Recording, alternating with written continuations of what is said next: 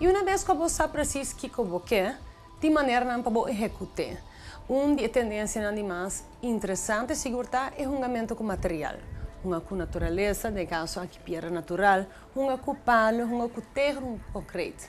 A tendência concreta, seguro para o local da flor doméstico, é algo fascinante.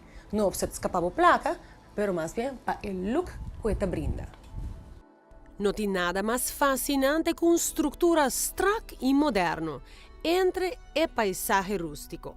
Perfeitamente em contraste, o meio ambiente te põe a arquitetura da era moderna ressalta aún mais.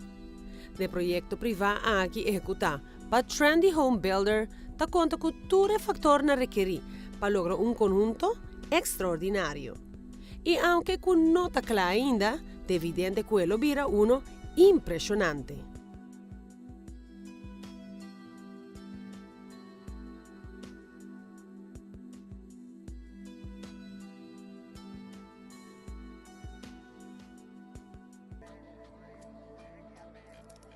Frequência que frequentemente está acompanhada a arquitetura moderna, está flor na companhia para assim chamar polished concrete.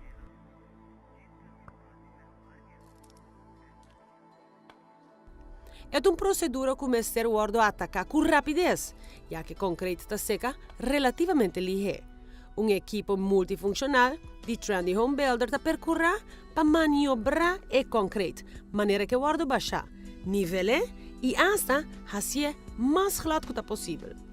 Además que Floran aqui te oferece um look minimalístico, uma vez terminado, não te oferece vários benefícios e está considerada uma opção sustentável, como que tu utiliza material que já acaba presente.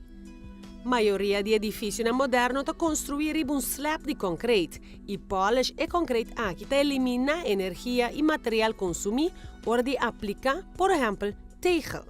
Ou seja, está considerada uma solução mais green e está ideal para gente que sofre de alergia. Flor de concreto requer menos manutenção e está mais fácil para se limpar. Não está super duradouro, não lo c'è maneira outro tipo de flor. E ao contrário que o tegel, que dura entre 10 para 20 anos, um concreto bom manter pode brindar mais que 100 anos de serviço.